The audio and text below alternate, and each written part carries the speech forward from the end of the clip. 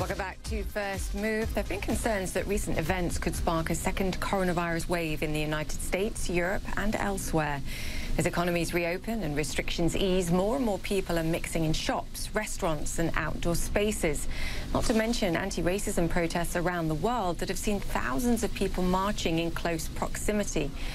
This is all happening while the virus is still killing thousands of people, especially in Latin America, and we've seen an uptick in new infections here in the United States, although the scale so far not as dramatic as many have feared. So what's going on? I want to explore this with Dr. Rajeev Kalsi. He's an emergency medicine physician and joins us via Skype from Chicago. Raj, fantastic to have you on the show, and thank you for making time. I know you're incredibly busy. What is going on? Because there is a lot of confusion, I think, out there about why we haven't seen a greater rise in cases. There's also been speculation that perhaps we're seeing a less virulent form of the virus now circulating. What's your take? Well, thanks, Julia. Thanks for having me on, and thanks for helping me discuss this. You bring up excellent points. So America and scientists want to know, why aren't we seeing that huge uptick? You remember back, Julia, they were forecasting mathematical models that put us at over 1 million deaths early on. And then we relegated it back to about 100,000 deaths, which is kind of where we're at right now, certainly over 100,000. Every death is important. However, we have to take into account a couple of variables, and these are unknown unknowns, to coin the Rumsfeld term.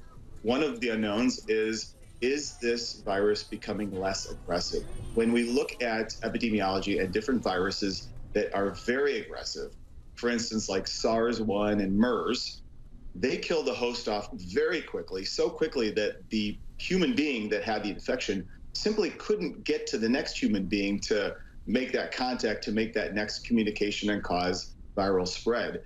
Could that be happening here? Could Italy and Wuhan, China, and then Spain by way of, or New York by way of Spain, could they have seen the more aggressive strain causing a dramatic amount of cases and deaths?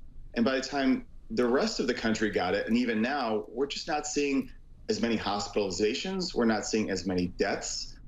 Or is it that we're just getting better at treating these people? And two other things are going on. One is that we're still underreporting the cases that do exist, just because of sheer volume, and we were just not built for this infrastructure to report all this data. And two, we're testing a whole lot more. We have so many more tests. So when we see spike in cases, we just really don't know if it's because we got a spike in supplies to go test all the people out there.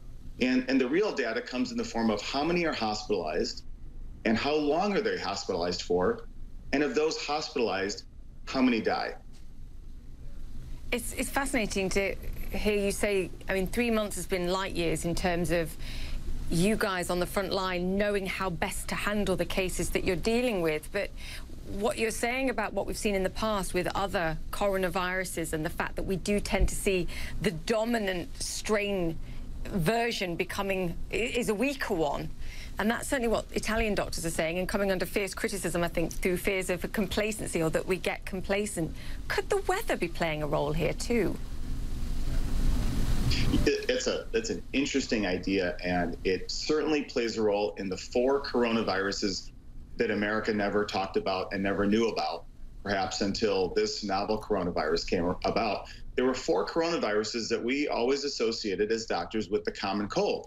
Our patients will come in with sinus pressure, runny nose, sore throat, maybe a fever for a day.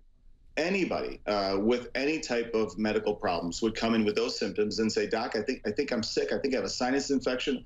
I have a cold. And we knew in the back of our minds, statistically, based on the season, late fall, early winter, this is probably the cold virus. And those are 4 coronaviruses, in addition to just a handful of other known viruses. And most of them are just not lethal. In fact, they're much less lethal, much less likely to kill you than even influenza, such as H1N1 or the seasonal flu. And so we know that those come back in cycles.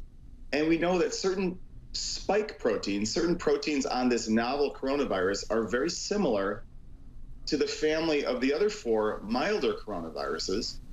And the question then becomes, if it's similar to a family of viruses, will it behave in the cyclic fashion that those other viruses do, compared to MERS and SARS, which essentially were eradicated once they disappeared off the planet? Yeah, it just reminds us that there's so much we don't know about what we're dealing with at this stage. And even for you guys that are right on the front lines, you're just trying to deal with what you get presented in that moment, and we'll look back on it and be able to make conclusions and decisions about what we're seeing.